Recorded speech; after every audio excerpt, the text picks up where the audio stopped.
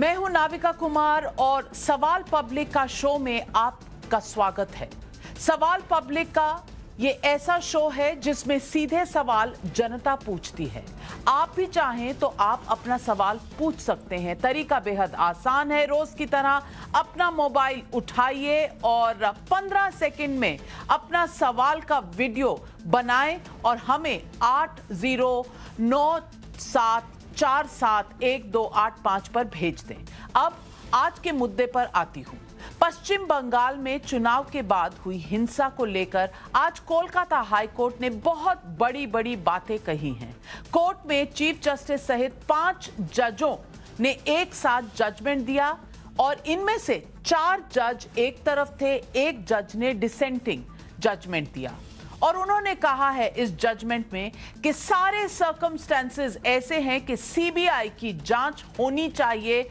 जो बंगाल में गिनती के बाद, रिजल्ट के बाद 2 दिन की जो वायलेंस हुई थी, जो मारपीट हुई थी, रेप्स हुए थे, कई ऐसे पिटीशंस थे, कई ऐसे वाक्य थे जो कोर्ट ले जाए गए थे। जजमेंट की कॉपी 124 पेज का है।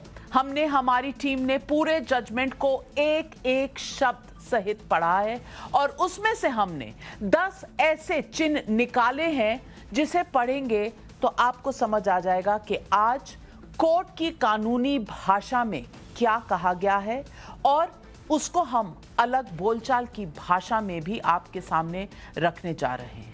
जरा देखिए क्या कहा और कैसी कैसी बातें कलकत्ता के हाई कोर्ट ने चुनाव के बाद बंगाल हिंसा को लेकर कही हैं। और अब ये हम जजमेंट आपको दिखाते हैं क्योंकि इस जजमेंट का हर एक पन्ना आपके लिए जानना जरूरी है। पहले तो मैं 10 पॉइंट में आपको बता दूं कि क्या कहा है कोर्ट ने। जांच कमेटी सुप्रीम कोर्ट ने जो बिठाई थी और बंगाल की डीजीपी की तरफ से रखे मामले में 60% का अंतर है, ऐसा कोर्ट ने कहा है। दूसरी बात जो कोर्ट ने कही है, 3384 मामलों में से 1000 पर राज्य ने कोई एक्शन लिया ही नहीं, यानी कि 1/3 ऐसे मामले थे जिनमें स्टेट गवर्नमेंट ने कोई एक्शन लिया ही नहीं।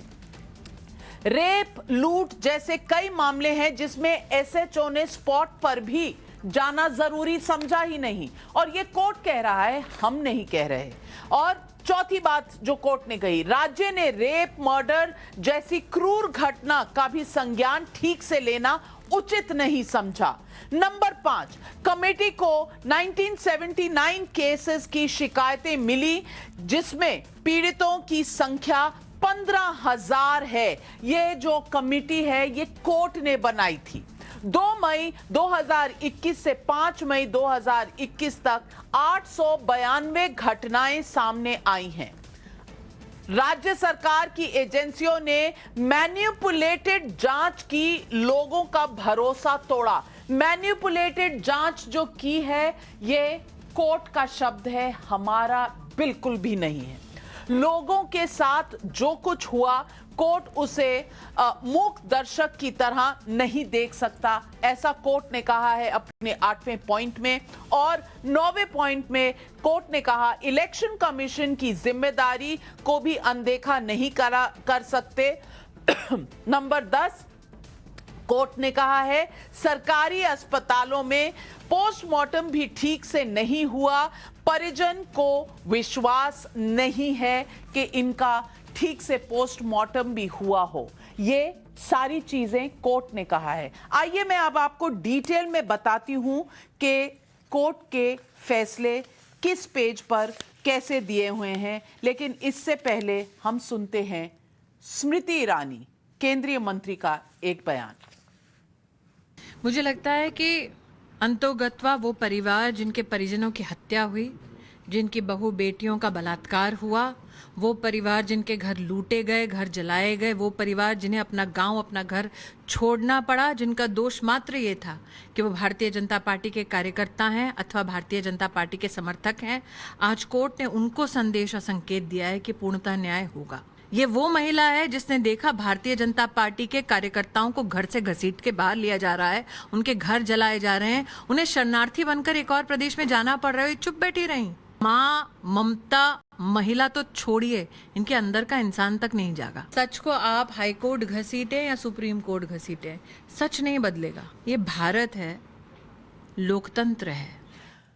बंगाल में जो हुआ वो सही नहीं हुआ, ऐसा टाइम्स नाउ ने कई बार कहा है और ये सवाल हमने कई बार उठाए हैं, लेकिन शायद तृणमूल कांग्रेस इस फैसले को भी मानने को तैयार नहीं है। अब जो कोर्ट से आया है, कितना तिलमिला रही है तृणमूल कांग्रेस, ये देखना जरूरी है। और मैं अब आपको लिए चलती हूं उस पहले रिएक्शन के पास जो Saugata Roy senior member of parliament हैं तृणमूल कांग्रेस के। उन्होंने कहा, बिल्कुल तिलमिलाकर सुनिए और अपना फैसला खुद कीजिए। हर बार राज्य के अधिकार में जो कानून का स्थिति है, लॉ एंड ऑर्डर है, उसमें सीबीआई आ जाएगा तो राज्य का अधिकार घट जाएगा। हम तो इसको खिलाफ है। मैं समझता हूं कि राज्य सरकार इस पे सोच विचार करके अपील में जाएंगे, तब देखा जाएगा। अब सवाल पब्लिक का है, चुनावी बदले की आग में वोटर को क्यों जलाया? यह सवाल जवाब देना जरूरी है। 2024 की प्लानिंग कर रही ममता दीदी को क्या हाईकोर्ट ने झटका दिया? और तीसरा सवाल है हमारा, बंगाल हिंसा की सीबीआई जांच कहां तक आंच इसकी पहुंचेगी? यह भी हमारा सवाल है। और इससे पहले कि हम आगे बढ़े, मैं अब आपको बताती हूं, हमारे साथ पैनल पर मौजूद हैं गौरव भाटिया जी, स्पोक्स पर्सन है बीजेपी के, सीनियर एडवोकेट भी हैं, Eswaran Bhandari advocate, Sanjay Sharma spokes person Trinamool Congress के और गार्गा चैटर्जी पॉलिटिकल एनालिस्ट। सबसे पहले संजय शर्मा जी से पूछना चाहूंगी। संजय शर्मा जी, आज तक जो दुनिया कह रही है वो आज कोर्ट ने कहा है, और कोर्ट ने इसमें कहा है कि कम से कम आप लोगों को बिल्कुल भरोसा नहीं दिला पाए कि निष्पक्ष जांच भी हुई। एसएचओ नहीं गया कहीं पर पोस्टमार्टम ठीक से नहीं हुआ, कहीं पर कोई आपने फैसला ही नहीं किया, कोई एक्शन ही नहीं लिया। 14% केसेस में लोगों को जेल हुई और उसमें से भी 97% बरी हो चुके हैं। मैं पूछना चाहती हूं कि ये आपकी राजनीतिक लड़ाई थी बीजेपी में, इसमें आपने आम इंसान को क्यों मोहरा बना दिया? क्यों आम इंसान के साथ इस कदर बेपरवाही की? देखिए, मैं आज शुरू से आपकी बातों को बड़े ध्यान से सुन रहा था। माननीय अदालत का जो निर्णय है, जो भी आज उन्होंने कहा है, इस पर विस्तृत चर्चा आगे होगी और इस पर जो उचित कदम होना चाहिए वो राज्य सरकार लेगी। आपने अपने प्रतिवेदन में कहा कि टाइम्स नाउ ने पहले भी कहा था बंगाल हिंसा के बारे में, और कोर्ट के जजमेंट पर आपका ये प्रतिवेदन जब मैं देख रहा था, आपको सुन रहा था, मुझे कहीं ना कहीं ऐसा लगा, हो सकता है मेरी बात से आप सहमत न हो, मुझे कहीं ना कहीं ऐसा लगा कि दो लाइनें हैं जो इस पर फिट बैठती है कि कातिल भी आप हैं, गवाह भी आप हैं, फरियाद करें तो किससे, अदालत भी आप। तृणमूल कांग्रेस का ये शुरू से आप कहना चाह रहे हैं, आप कहना चाह रहे हैं कि आज 5 जज की बेंच ने जो फैसला दिया वो टाइम्स नाउ की बात सुनकर दिया। टाइम्स नाउ ने जो कहानियां चलाई थी लोगों की, और ये लोगों की कहानियां हैं, ये मनगढ़ंत कहानियां नहीं है, ये लोगों की अपनी बताई हुई आप बीती थी जो टाइम्स नाउ ने उजागर की थी। आज नहीं, मई के महीने में आप कहना चाह रहे हैं कि ये सब मनगढ़ंत ही, ऐसा कुछ हुआ ही नहीं, हाईकोर्ट भी अंधी है और उन्होंने भी कुछ देखा नहीं। एनएचआरसी जिसको अफेंड किया है कोर्ट ने, वो भी अंधी थी, और हम ही गवाह हैं, हम ही कातिल है और हम ही अदालत है। वाह, करे कोई भरे कोई। मैं जो कहने चाह रहा हूं उसको आप जरा सुनिए, उसको आप जरा समझने की कोशिश करिए। बंगाल के नतीजे आने के बाद 2 दिन हिंसा हुई, लेकिन क्या यह हिंसा हमने कराई? मैं दावे के साथ कहता हूं एकाध अपवाद को छोड़कर हमारे लोग ऐसा काम नहीं करते। और आपने अभी एनएचआरसी की बात की, एनएचआरसी जहां जहां गई वहां वहां कैसे उन्होंने रिपोर्ट की है, जमीनी हकीकत हम वाकिफ हैं। वो कुछ बिहार जिले में जाते हैं, लेकिन कुछ बिहार जिले के पूर्व विधायक उदयन गुह, जिनका हाथ तोड़ दिया गया था, जिन पर जानलेवा हमला किया गया था बीजेपी के आश्रित गुंडों के द्वारा, उनसे केंद्रीय एनएचआरसी उनसे बात नहीं करती है। जहां जहां ऐसी घटनाएं हुई है, तृणमूल के लोगों के साथ अन्याय हुआ है, भाजपा के लोगों के द्वारा जब अत्याचार हुआ है, वहां वहां एनएचआरसी नहीं गई। और आप गौरव भाटिया जी, संजय शर्मा जी का निशाना बीजेपी पर और टाइम्स नाउ पर तो था ही, आज हाईकोर्ट के ऊपर भी है। उन्होंने कहा है कि हाईकोर्ट भी अंधी थी और हम सब तो इनके साथ जो गुस्ताखी कर रहे हैं वो तो है ही, लेकिन हाईकोर्ट के बारे में कुछ नहीं कहा है। और मैं जो कहना चाहता हूं, जो तो बात मैं कहना चाहता हूं, आपने तो ये गुहार हाईकोर्ट में लगाई होगी ना, आपने ये गुहार तो हाईकोर्ट में लगाई होगी, लेकिन जजमेंट जो आया है वो आपके कहने के विपरीत आया है। तो इसके जिम्मेदार कौन है? इसका जिम्मेदार कौन है? गौरव भाटिया। नाविका जी, देखिए, ये फैसला जो आज कलकत्ता हाईकोर्ट का आया है, ये एक ऐतिहासिक फैसला है। और इनकी बातों का जवाब दूं उससे पहले कुछ पहलू जरूर रख दे। जो खंडपीठ होती है, एक या दो जजेस की होती है, लेकिन ये 5 न्यायाधीशों की खंडपीठ थी नाविका जी। और एक बात और दुरुस्त कर दूं कि 5 जजेस ने सर्वसम्मति से ये कहा कि सीबीआई जांच आवश्यक है, क्योंकि पश्चिम बंगाल की जनता को इंसाफ मिलना चाहिए। जिस एक न्यायाधीश की आप बात कर रही थी, फर्क केवल इतना था, उन्होंने कहा कि ये जो एनएचआरसी को हमने फैक्ट फाइंडिंग का काम दिया था, उनको कोई भी सिफारिश, रिकमेंडेशन करने की अनुमति नहीं थी। केवल इतना ही फर्क था, वरना 5 जो जजेस हैं उन्होंने ये कहा कि सीबीआई द्वारा जांच होनी चाहिए और ये जांच कोर्ट मॉनिटर्ड होगी। अब मैं राजनीतिक पहलू पे आता हूं। 2 जगह मुख्यमंत्री ममता बनर्जी जी विफल रही। पहला क्या, जब परिणाम आते हैं तो कोई भी पार्टी जीते, लेकिन वो एक अवसर होता है कि हमारे लोकतंत्र की जीत हुई है और हम उसको हर्षोल्लास के साथ मनाएं। लेकिन पश्चिम बंगाल में ऐसा नहीं हुआ। ये जजमेंट कहता है कि जिस भी व्यक्ति ने, नागरिक ने टीएमसी के लिए वोट नहीं किया, उसको चिन्हित करके टीएमसी के ही गुंडे और लीडरों ने वहां जाके हत्या करी है। महिलाओं के साथ, उनकी अस्मिता के साथ खेला गया है। ऐसी बातें भाई साहब, आप जनता पार्टी और उसके नेता कहते रहे। नाविका जी चुप करा लीजिए, दर्द होने लगा। और ये बातें पहले से चलती आ रही हैं। शांति नाविका जी, मैं चाहूंगा कि चुनाव के पहले, चुनाव के नाविका जी, मैं गुजारिश करूंगा। संजय शर्मा जी, बहस तो कोर्ट के सामने हुई है। कोर्ट का फैसला आया है कि एक सुप्रीम कोर्ट मॉनिटर्ड प्रोब होगी। ऐसा तो कोर्ट ने कहीं नहीं कहा है कि अगर भाजपा ने कुछ किया है तो उसकी जांच नहीं होगी, खाली तृणमूल कांग्रेस ने जो किया है उसकी जांच होगी।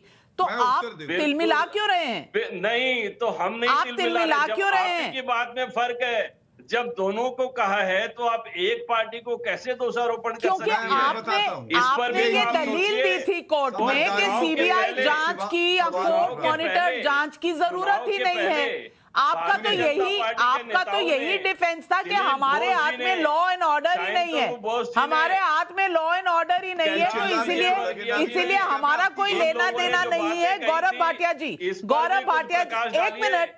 संजय शर्मा जी, हम यही हैं, हम कहीं जा नहीं रहे, आप भी यही हैं। बहुत अच्छा लगा। गौरव भाटिया जी जवाब दे रहे हैं, सुन लीजिए, फिर मैं आपके पास दोबारा आऊंगी। गौरव भाटिया जी। जरूर।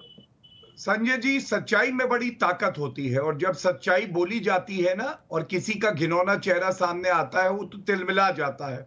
मैं इतना ही कहूंगा। ये बात मुझे आपसे सीखनी पड़ेगी भाई साहब। आप लोगों ने यूपी पंचायत चुनाव में हिंसा का अंबार लगा दिया था, ये तो ठीक बात नहीं है। कहेंगे क्यों? आपने लोगों ने त्रिपुरा में जो किया उसके बाद आपके मुंह से अच्छा, ये ये बताइए एक कितने भोजपुर में पन्ने जो का बलात्कार जजमेंट हुआ है? ही नहीं, आपने झूठा आप 5 प्रोपेगेंडा में किया से एक और जज फिर का नाम आपकी ही बात बता हम लोग दीजिए। सुने।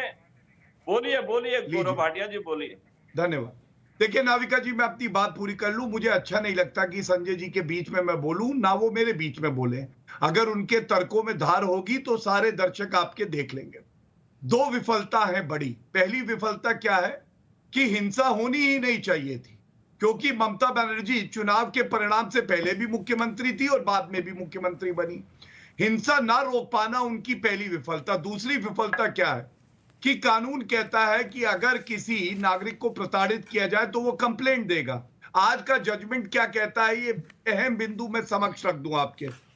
पूरे प्रदेश में हिंसा हुई, पहली बात। ये नहीं कि छिटपुट एक घटना हुई। दूसरी बात, कंप्लेंट भी नहीं ली जा रही थी, वर्दी अपना काम नहीं कर रही थी। वर्दी तो ममता बनर्जी की जैसे घर की जागीर हो गई हो, और अपराधी खुले घूम रहे थे और जो पीड़ित थे वो डर के अंदर बैठे थे। उनको धमकी दी जा रही थी कि मुकदमे वापस लो। ये सारांश है आज के जजमेंट का। और एक बात मैं कह दूं, भारतीय जनता पार्टी को इस बात पे, सरकार जी, फिर देखिए, सरकार आपकी है, इसका ये मतलब थोड़ी ना आप यहाँ गुंडागर्दी करेंगे। सरकार जिसकी भी हो, लेकिन सवाल पब्लिक का जरूरी है और सवाल पब्लिक ने उठाया है। और मैं गुजारिश करूंगी दोनों से, गौरव भाटिया जी से और संजय शर्मा जी से, कि आप पब्लिक के सवाल सुनिए। ये हमारे सवाल जो हैं उनका तो हम आपसे जवाब मांगेंगे ही, लेकिन पब्लिक ने सवाल पूछे हैं। और शिवांगी त्रिपाठी देवरिया से और सुशील कुमार, ये नोएडा के रहने वाले हैं, सुशील कुमार पांडे, इन दोनों ने सवाल पब्लिक का पर अपने सवाल भेजे हैं। सुनिए और फिर मैं आपसे जवाब लूंगी। कलकत्ता हाईकोर्ट के फैसले के बाद बंगाल की हिंसा का सच सबके सामने आ गया है। तो मेरा सवाल ममता बनर्जी से ये है कि उन्होंने चुनावी बदले की आग में जनता को और वोटरों को क्यों जलाया। हाई कोर्ट के फैसले ने 2024 में प्रधानमंत्री बनने का सपना देख रही ममता बनर्जी को बहुत ही बड़ा करारा झटका दिया है। क्या इसके बाद भी दीदी दिल्ली का सपना देख रही हैं? सवाल सीधा पूछा है संजय शर्मा जी से कि आपने पब्लिक को क्यों जलाया आपकी आपस की राजनीति की खेल में। मैं वो सवाल आपसे पूछूंगी, 45 सेकंड भी दूंगी, जवाब सोच लीजिए। पर तब तक मैं कोर्ट का फैसला सुनाती हूं यहां पर, जो हमारे स्क्रीन पर आपको दिखाती हूं। पेज 80 पर उन्होंने सीधा कहा है कि मर्डर और महिलाओं के से दुर्व्यवहार के आरोप की जांच सीबीआई करेगी। यह कोर्ट ने कहा है पेज 80 पर। और पेज 80 पर ही एक और बात कही है कोर्ट ने, उन्होंने कहा है हिंसा के दूसरे मामलों की जांच एसआईटी करेगी। एसआईटी यानी एक स्पेशल इन्वेस्टिगेशन टीम, जिसमें बंगाल के वो पुलिस अफसर रहेंगे जो ममता के करीबी माने जाते हैं, ताकि आप कम से कम तब ना कह सकें कि अरे भाई ये तो हमारे खिलाफ कमिटी थी, और ये कोर्ट मॉनिटर्ड प्रोब होगी, ऐसा कहा है। उसके बाद 81 पेज 81 पे कहा है साउथ डिवीजन कोलकाता के deputy police commissioner Rashid Munir Khan के खिलाफ अवमानना की कार्रवाई को क्यों नहीं शुरू की जाए, इससे बाद में निपटा जाएगा। कंटेम्प्ट ऑफ कोर्ट की भी बात की है यहां पेज 81 पर कोर्ट ने। इसके बाद पेज 82 पर चलते हैं। पेज 82 पर कहा है हिंसा में मारे गए अभिजीत सरकार की दूसरी पोस्टमार्टम रिपोर्ट संबंधित सीबीआई अफसर को सौंपी जाए। ऐसा कोर्ट ने आदेश दिया है कि आप ये सीबीआई को दें। उसके बाद 84 पेज नंबर पे कहा गया है 85-86 पे कि कोर्ट ने पाया कि आरोपी पक्ष शक्तिशाली था। आरोपी पक्ष शक्तिशाली था और उसे राज्य सरकार और उसकी संस्थाओं ने बचाया। पुलिस ने शिकायत मिलने पर भी ठोस एक्शन नहीं लिया। ये बहुत ध्यान से सुनने की जरूरत है शर्मा जी। शर्मा जी, यहां किया गया है कि पुलिस ने एक्शन नहीं लिया, आरोपी पक्ष बहुत ही बलवान था। कोर्ट ने पाया कि आरोपी पक्ष शक्तिशाली था। यह पेज 85-86 पे कहा है। अब पेज 87 पर चलते हैं। कमिटी को 1979 केस की शिकायतें मिली, जिसमें पीड़ितों की संख्या 15,000 लोग हैं। 15,000 लोग पीड़ित थे, आपने अनदेखा कर दिया। बहुत बड़ी बात है। ये 15,000 जो लोग हैं, ये राजनेता शायद नहीं थे, ये शायद आम गरीब आदमी जो बंगाल के निवासी हैं, जिनका संरक्षण बंगाल की सरकार को करना चाहिए था इलेक्शन के पहले क्या और इलेक्शन के बाद क्या। इसके बाद पेज 88 पर चलते हैं। पेज 88 पर कहा है राज्य ने लिखित में यह माना है कि उनके पास 3,384 3,000 से ऊपर शिकायतें आई, जिनमें 2,800 शिकायतें वैध पाई गई थी। तो 3,000 में से 2,800 तो आपने खुद ही वैध पाई हैं, तो इसके ऊपर एक्शन क्यों नहीं लिया गया। उसके बाद पेज 88 में एक सेकंड पॉइंट कहा है, मेरे विचार में राज्य ने चुनाव के बाद हुई हिंसा की ना तो जिम्मेदारी ली और ना ही घटनाओं की जांच के लिए कोई भी कदम उठाया। जिम्मेदारी नहीं ली तो कदम क्या उठाते। पेज 93 पे कहा चुनाव के दौरान या उसके बाद हुई हिंसा संविधान द्वारा लोगों को दिए अधिकारों को छोटा करती है। ये चुनाव के दौरान या उसके बाद हुई हिंसा, ये संविधान में लोगों को राइट टू लाइफ है। राइट टू लाइफ आप कैसे छीन सकते हैं। ये कहा गया है आर्टिकल 21 कॉन्स्टिट्यूशन का, पढ़िए आप। उसके बाद पेज 94 पे लोगों को मूल अधिकारों की रक्षा राज्य का कर्तव्य है और राज्य रोज की day to day law and order से भाग नहीं सकती। 96 पेज पर कहा गया है लोगों का राज्य में विश्वास और भरोसा होता है, इसलिए उनकी रक्षा, उन्हें न्याय दिलाना राज्य की ही जिम्मेदारी है। और ये जो कहा है कोर्ट ने, संजय शर्मा जी, ये बहुत संगीन ऑब्जर्वेशंस हैं कोर्ट की। और लोगों का सवाल है कि आपने आम आदमी को निशाना क्यों बनाया, उसको न्याय क्यों नहीं दिलवाया। देखिए नविका जी, मैं बड़ी जिम्मेदारी के साथ कहता हूं कि ऐसा कोई भी काम जो साधारण प्रजा को, आम जन को तकलीफ पहुंचाए, तृणमूल कांग्रेस नहीं करती। और हम सैद्धांतिक तौर पर दीदी के हर आदेश का पालन करते हैं। दीदी ने शपथ लेते ही ये हिंसा जो हुई है, कुछ हिंसाएं हुई हैं कुछ जगहों पर, लेकिन वो हिंसा हमने नहीं की। वो हिंसा भाजपा ने एक प्रोपेगेंडा के तहत वो हिंसा कराई ताकि चुनाव में जो उनकी बुरी तरह हार हुई है उसके दर्द को कुछ कम किया जा सके। क्यों नहीं कराई? और तृणमूल कांग्रेस को बदनाम किया जा सके। जांच क्यों नहीं कराई? आप बीजेपी, अगर बीजेपी ने हिंसा कराई थी अंदर डाल देते जेल में, आपने जांच क्यों नहीं कराई? आपने जिम्मेदारी क्यों नहीं ली? सवाल ये नहीं है कि आपने कराई या नहीं कराई, ये तो इन्वेस्टिगेशन सीबीआई की और एसआईटी की बताएगी। लेकिन ईश्वरन भंडारी, क्या संजय शर्मा जी हमें गुमराह कर रहे हैं?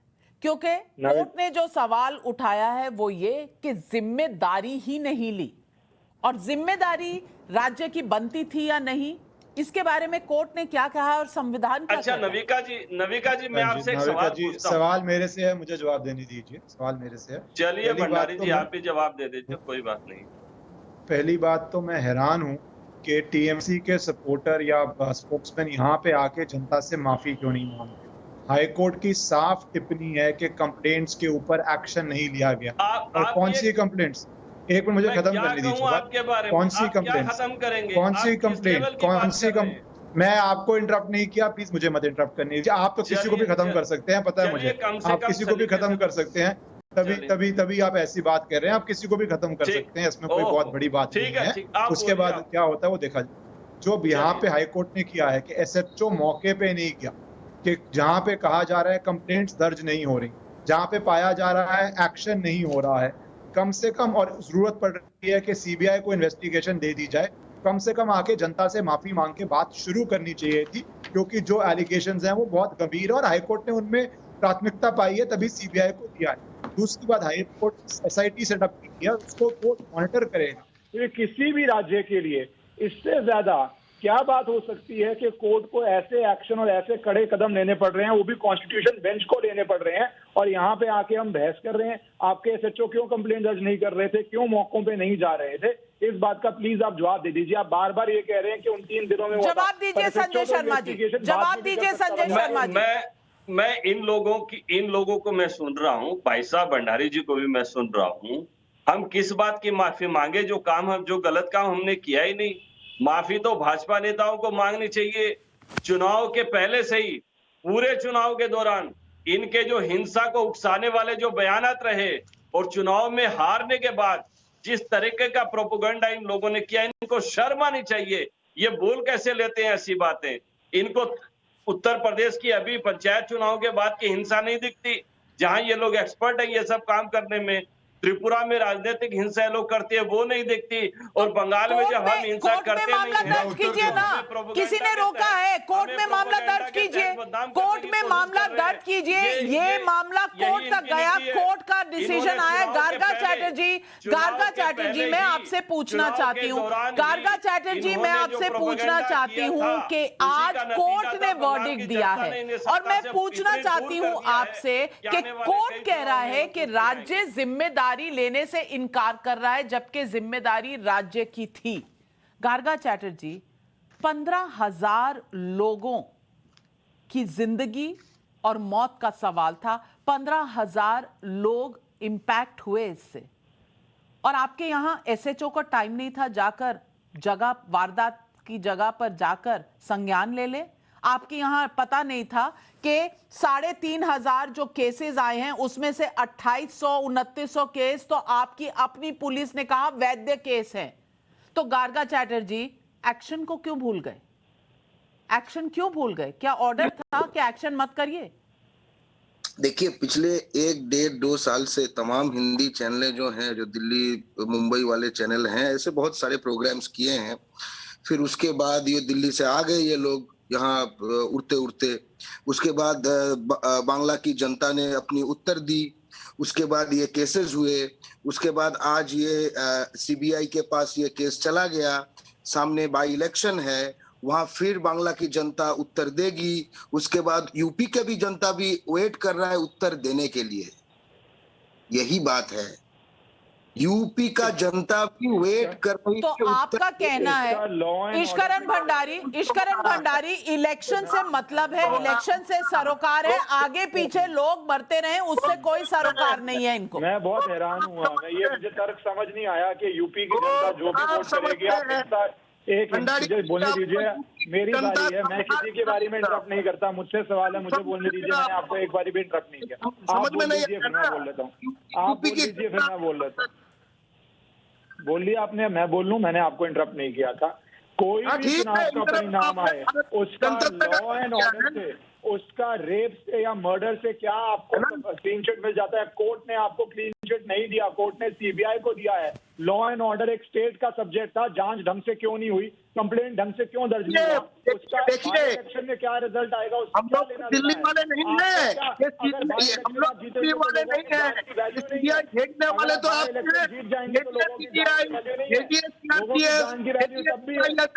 देखिए आपका जो जवाब है ना, आपके जो हमको पगार मिलता है होम मिनिस्ट्री से, को आप भेज दीजिए, क्या होगा? क्या होगा दिन के बाद में? ऐसा तर्क है आपका? बांग्ला को कुचल नहीं सकेगा, बांग्ला को कुचल नहीं सकेगा। मुगल जब आए थे बांग्ला में, हम कुचल दिए थे उनको। हाईकोर्ट पर आ रहा है, किसको कुचला आपने? किसको कुचला गार्गा चैटर्जी? किसको कुचला आपने? आम आदमी को कुचलने का आपको लाइसेंस है क्या? क्योंकि आप चुनाव में जीत गए तो आम आदमी को कुचल देंगे। आम आदमी के खिलाफ अगर कुछ वायलेंस होगा तो आप उसकी रिपोर्ट भी दर्ज नहीं करेंगे, और रिपोर्ट दर्ज होगी तो एक्शन भी नहीं लेंगे। ये लाइसेंस आपको कुचलने का किसने दिया? राजनीतिक तौर पे आप एक दूसरे की पॉलिटिकल पार्टीज को कुचल दीजिए, जनता को क्यों मार रहे हैं गार्गा चैटर्जी? बंगाल के अगेंस्ट हर एक साजिश को बांग्ला कुचलेगा। हमको हमारे परदादाओं ने ये लाइसेंस दिया है, हम आपसे लाइसेंस नहीं देते हैं। बांग्ला के तो शत्रुओं को कुचलने। आप यहीं रहिए गार्गा चैटर्जी, आप यहीं रहिए। मैं अपनी सहयोगी पद्मजा के पास जाना चाहती हूँ, और मैं आपको बताऊंगी कि आप जिसको कुचल रहे हैं वो बंगाल के हैं, या वो बाहर से आए हैं, आप मुझे इस बात का हिसाब दे दीजिए, क्योंकि आप हर चीज का हिसाब वोटों से करते हैं, तो आप मुझे इसका हिसाब दे दीजिए कि ये जो कुचले गए ये बेचारे कौन सी राजनीतिक पार्टी से हैं, इनको कुचल। मेरा नाम लिया जा रहा है तो पद्मजा जोशी हमारे साथ जुड़ रही हैं, और पद्मजा जोशी, गार्गा चैटर्जी कह रहे हैं कि वो बंगाल में है और उनको अपने परदादाओं से ये हक मिला है और ये लाइसेंस मिला है कि वो उनको जो चैलेंज करेगा उनको कुचल देंगे।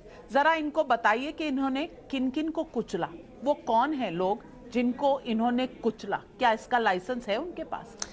जी नाविका, जब चुनाव की पूरी प्रक्रिया जारी थी पश्चिम बंगाल में, तो एक बात बहुत तय थी। जब हमने थ्रू आउट हमारी टाइम्स नाउ की नवभारत की टीम ने ट्रैवल किया पूरे पश्चिम बंगाल में, ये बहुत ही कांटे की टक्कर होने वाली थी। जो पारे थे वो बहुत चढ़े हुए थे, और जिस भी गांव में आप जाते थे लोग वहां पर आपको एक ही चीज बोलते थे कि ये अभी नहीं तो कभी नहीं की सिचुएशन है, खासतौर पर वो जो कि भाजपा के समर्थक थे।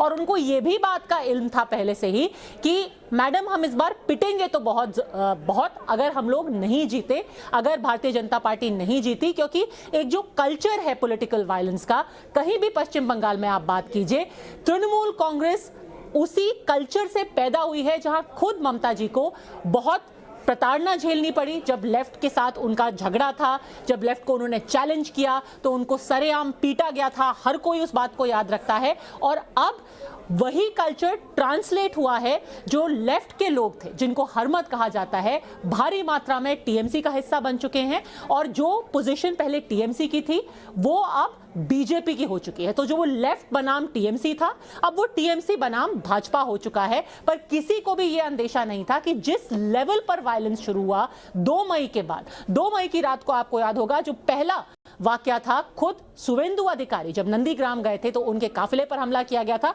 और जहां तक की बात है वायलेंस की, तो खुद कोर्ट ने बताया है कि ना सिर्फ हिंसा हुई, पर किस तरीके से जो राज्य सरकार अपने हलफनामे दे रही थी, सिर्फ 2 इंस्टेंसेस में कोर्ट के जजमेंट से बताना चाहूंगी, जहां खुद कोर्ट ने बोला है, it goes without saying that even during the course of hearing of petitions as well the conduct of the state has been quite evasive in furnishing information, though thousands of documents have been placed on record. ये खुद अदालत बताती है कि जब हमने जानकारी मांगी, पहले ये एनएचआरसी ने कहा, फिर अदालत बोलती है कि जब हमने जानकारी मांगी राज्य सरकार से तो उन्होंने जानकारी देने में ढिलाई ही नहीं, उन्होंने जानकारी नहीं दी। उन्होंने बार बार एडजर्नमेंट मांगा, कहा कि हमें एक और हलफनामा दायर करना है। आखिरी तारीख तक वो हलफनामा जो कि एडिशनल एफिडेविट था वो नहीं दायर किया गया। 1893 कंप्लेंट्स खुद मानवाधिकार आयोग की टीम ने भेजी स्टेट पुलिस के पास, और उसके बावजूद सिर्फ 137 एफआईआर दायर किए गए। आपने बता ही दिया है कि 60% जो केसेस थे उसमें एफआईआर नहीं दर्ज किए गए। और आखिरी बात, क्योंकि महिलाओं के हक की बात हर कोई करता है, हर राजनीतिक पार्टी करती है, खासतौर पर अब जबकि केंद्र में गठबंधन हुआ है पार्टियों का, तो खास तौर पर जो महिलाओं पर अत्याचार हुए हैं उसको लेकर के आज कलकत्ता हाईकोर्ट ने क्या कहा, ये मैं पढ़ के बता देती हूं। Glaring example of inaction is evident from the data furnished in the report of the committee, where for the heinous crime against women such as rape or attempt to rape made in the complaints presented by complainants before the committee, proper steps have not been taken to investigate the heinous crime which could inspire confidence in the law enforcement agencies. Sanjay Sharma ji, Padmaja ने वहां travel किया है, वहां से कहानियां ली हैं। आप आज भी कहेंगे कि लाइसेंस कुचलने का तृणमूल कांग्रेस के पास है बंगाल में? जिनको कुचल रहे थे वो बंगाली नहीं थे क्या? वो बंगाल के रहने वाले नहीं थे? किसको कुचल रहे थे आप? नहीं, गार्गा जी ने जो कुचलने की बात कही है वो बंगाल की जनता या बंगाल के राजनीतिक विरोधी लोग नहीं है। ये मैं आपको एक बात कह देना चाहता हूं, बाकी वो खुद स्पष्ट कर देंगे। नंबर 2, आज पद्मजा जोशी जी की रिपोर्ट को मैं सुन रहा था, और आपको मेरी बात से तकलीफ हो सकती है, लेकिन पद्मजा जी अभी वही बात कह रही हैं जो उस समय भारतीय जनता पार्टी के लोग, भारतीय जनता पार्टी के नेता प्रोवोक करते थे। उनके बयानात को आप देखिए, उनके बयानों पर चाहे वो दिलीप घोष हो, चाहे वो शांतनु बसु हो, जयप्रकाश संजय मजूमदार शर्मा हो, जी, कैलाश विजयवर्गीय जी हो, मेरी रिसर्च टीम मुझे बता रही है कि आपने आरोप लगाया है कि एनएचआरसी की टीम गई ही नहीं थी तृणमूल कांग्रेस के वर्कर्स के पास जिन्हें चोट पहुंचाई थी। आप लाइट डिटेक्टर के घेरे में हैं, लाइट डिटेक्टर ऑन किया जाए संजय शर्मा जी के लिए। हम इस फैक्ट को चेक करेंगे और थोड़ी देर में बताएंगे, लेकिन गार्गा चैटर्जी, मैं आपको तब तक बताना चाहती हूं कि जो कुचला गया वो भी बंगाल का नागरिक था। वो औरतें थी जिनके साथ बलात्कार हुआ, जिनके आंखों के सामने उनके पति को और उनके शब्द लेके खेल रहे हैं, पर हमको भी मेरा शब्द का तो मालिक हम है ना। आप शब्द के नहीं, आप राज्य के मालिक हैं, आप लोगों के मुस्तकबिल के मालिक हैं। आप तो कुचल सकते हैं किसी को भी, आप तो कुचल सकते हैं किसी को भी। बंगाल का हर एक जनता बंगाल का मालिक है। दिल्ली, नोएडा, एनसीआर और वो गुड़गांव वाले तो क्या बंगाल आप पासपोर्ट लेके आया करें? मैं कलकत्ता में पैदा हुई थी, दिल्ली में रहती हूँ, तो पासपोर्ट लेना पड़ेगा मुझे। मैं भी कलकत्ता में पैदा हुई हूँ गार्गा चैटर्जी। आप कौन होते मुझे कुचलने वाले? आऊंगी मैं बंगाल, कुचलेंगे मुझे। अब मैं दिल्ली में रहती हूँ। गौरव भाटिया, क्या हम एक नया संविधान ला रहे हैं? क्या हम एक नया संविधान ला रहे हैं कि अगर दिल्ली से हमें कलकत्ता जाना हो तो पासपोर्ट की जरूरत पड़ेगी? ये गार्गा जी क्या कह रहे हैं? जो शीतल कुछ में नाविका जी शांत कराएं, ब्लड प्रेशर बढ़ा हुआ है उनका, मैं फिर बोलूंगा। जैसे मुगलों को कुचला गया, जैसे ब्रिटिशों को, फिरंगियों को जैसे कुचला गया, बंगाल में घुस के तो लाइट डिटेक्टर टेस्ट का जवाब आ गया है हमारे पास। लाइट डिटेक्टर टेस्ट में संजय शर्मा जी झूठ बोलते हुए पकड़े गए, क्योंकि जो एनएचआरसी की टीम है वो गई थी तृणमूल वर्कर भिबास बागी के घर पर। भिबास बाग जो है वो तृणमूल कांग्रेस के वर्कर हैं। एनएचआरसी की टीम वहां गई थी, आपने कहा वो कभी गई नहीं। तृणमूल का कोई भी तृणमूल वर्कर के कहीं भी एनएचआरसी गई नहीं। आपका बयान गलत था, आप लोगों को गुमराह नहीं कर सकते। आप लाइट डिटेक्टर टेस्ट में दोषी पाए गए हैं। इसीलिए मैंने जब कहा कि कातिल भी आप हैं, गवाह भी आप हैं, फरियाद करें तो किससे, अदालत भी आप हैं। मैंने नाम लिया था श्री उदयन गुहा जी का। आप किनका नाम ले रही है? आपकी रिपोर्ट में पता चल जाएगा। मेरी पुरानी अभी थोड़ी शो जब शुरू हुआ था तब की क्लिप आप देख लीजिए। आपने कहा किसी भी तृणमूल कांग्रेस के वर्कर के पास नहीं गई। शब्दों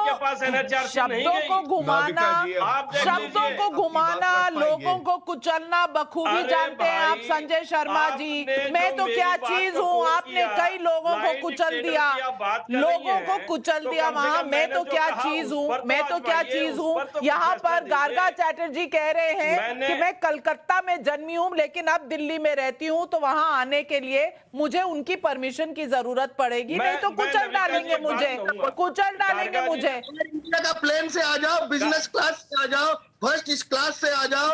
अमित शाह आते हैं और ये डेली पैसेंजर हो गए थे। नरेंद्र मोदी आते थे, अब ये गौरव भाटिया भी कबूल का ज्वाइन कर, गौरव भाटिया ज्वाइन करना। आपको तो पार्टी से बात करें, ये कहाँ से अल्फा गवार को बुलाया है? एक मिनट अदालत की बात तो आप सुनते नहीं है, लेकिन कम से कम डिबेट पर मैं कह दूं ऑर्डर, डिबेट पर मैं कह दूं ऑर्डर। और प्लीज इस वक्त गौरव भाटिया जी पिछले 5 मिनट से कुछ बोलना चाह रहे हैं। भाई साहब डेमोक्रेसी है इस देश में, संविधान है, उन्हें भी बोलने का हक है। ईश्वरन भंडारी को भी बोलने का हक है। गौरव भाटिया जी देखिए, जस्टिस एक बात आऊंगी आपके मैं बात कर लूं। संजय शर्मा बहुत जी, समय मिला। संजय शर्मा जी, मैंने कहा ना आप भी यही हैं, हम भी यही हैं।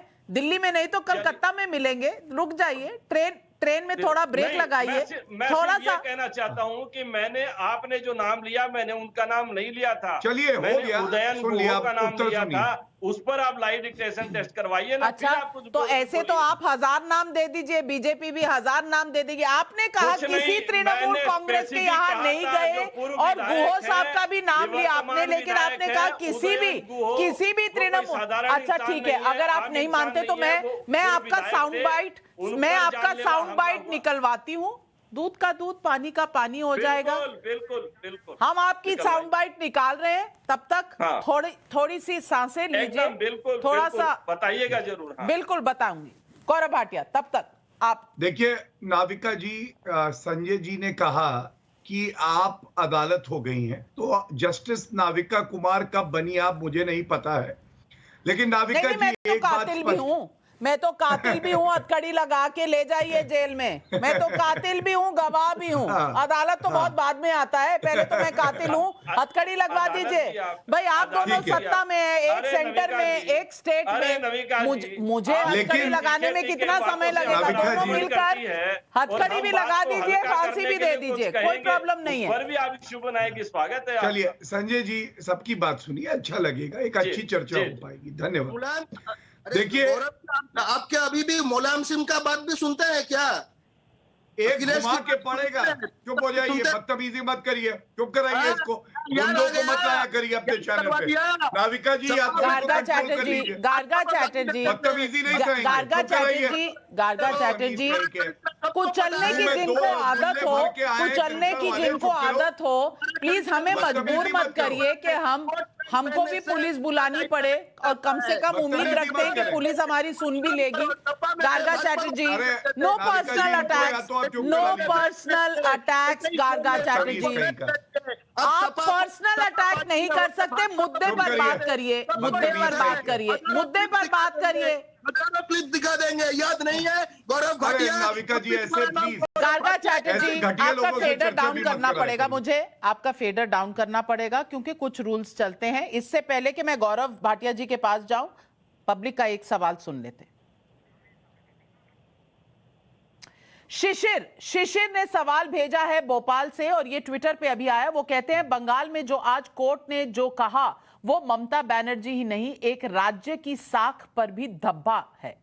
क्या अब दोषियों को कड़ी सजा के साथ पीड़ितों के लिए न्याय सुनिश्चित होगा? गौरव भाटिया, पब्लिक का सवाल है, जवाब दीजिए।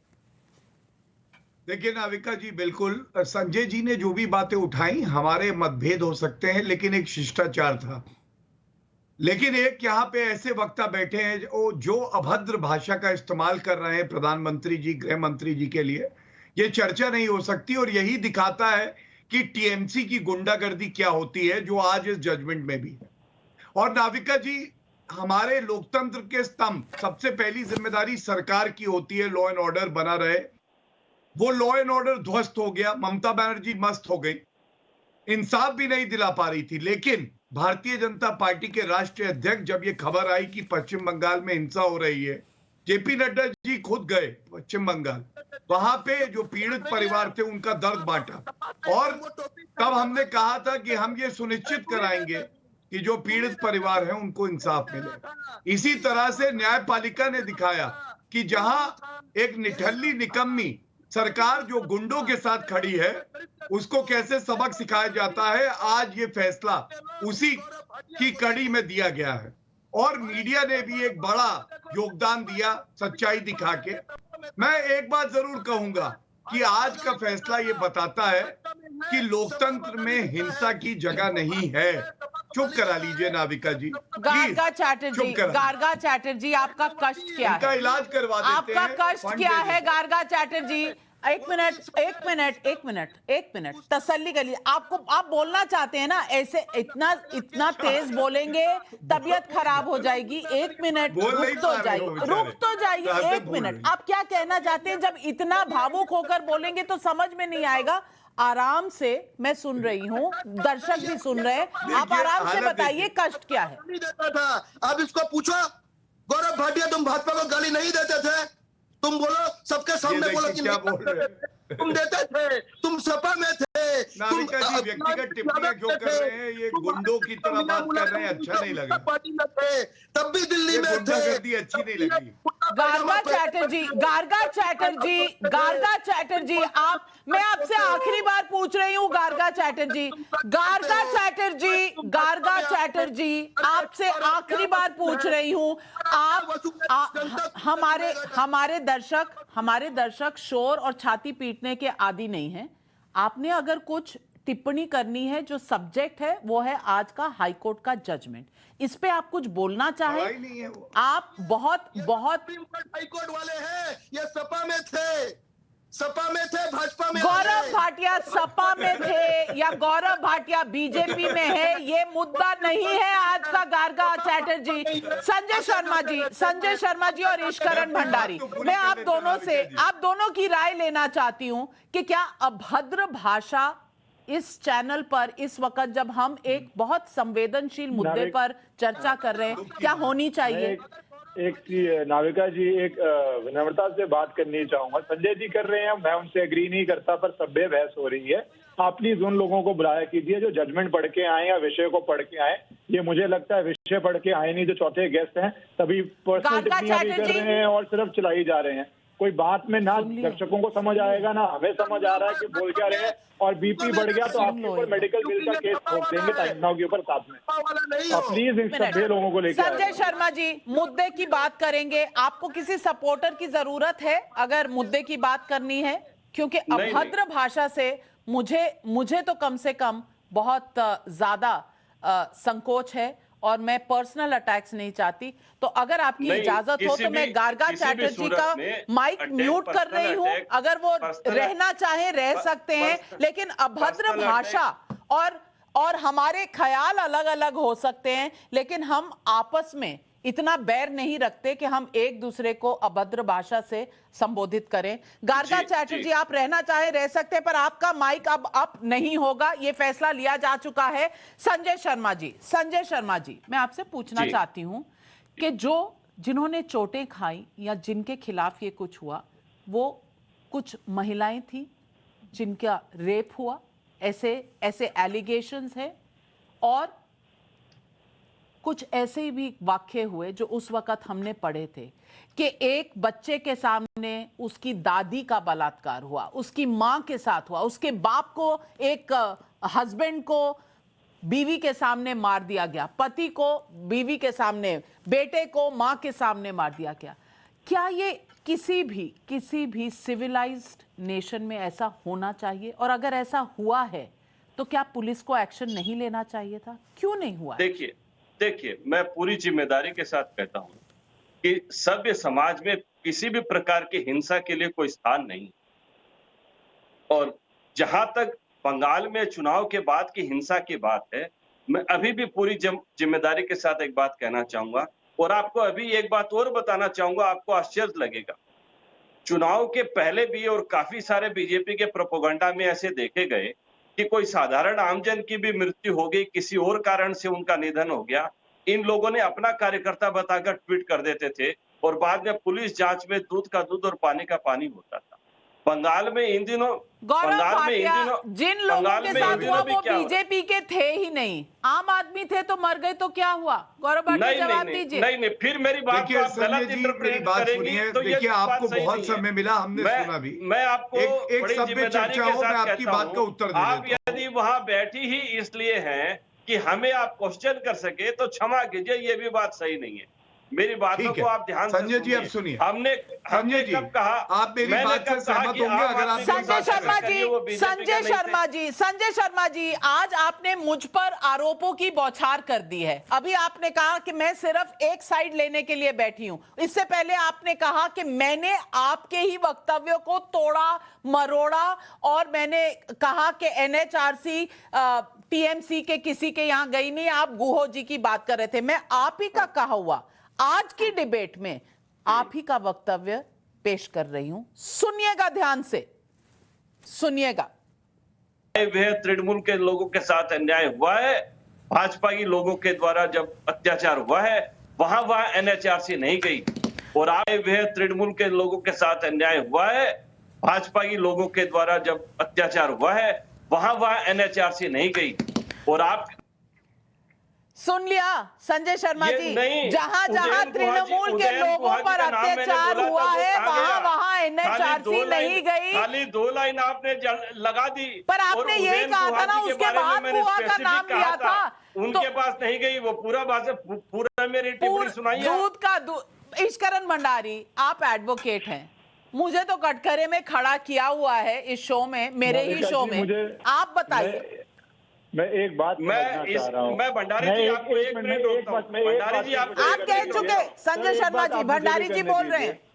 मुझे ये समझ नहीं आ रहा कि जहाँ पे कॉन्स्टिट्यूशन बेंच ने कहा कि औरतों के रेप पे, मर्डर पे सही से जांच नहीं हो रही और सीबीआई पे केस ट्रांसफर किया, वहां पे एक एडिटर जो सवाल पूछ रहा है उसको कटघरे में कैसे खड़ा किया जा रहा है? मुझे तो ये परिभाषा ही समझ नहीं आ रही। कटघरे में जिसको खड़ा करना चाहिए उसको आप कर नहीं रहे, और आप एडिटर से सवाल पूछ रहे हैं। आप हाईकोर्ट के संजय शर्मा जी, मैं आज दर्शकों आज की अदालत आपके सामने है। आज जज भी आप, फैसला भी आपका दर्शकों, क्योंकि मुझ पर इल्जाम संजय शर्मा जी ने लगाए हैं। मैंने आपको उनका कहा हुआ स्टेटमेंट दोबारा सुना दिया, एक बार नहीं, 2 बार 3 बार सुना दिया है। उन्होंने जो कहा, क्या ये अब भी मुझ पर जो इल्जाम लगाए हैं ये सही हैं?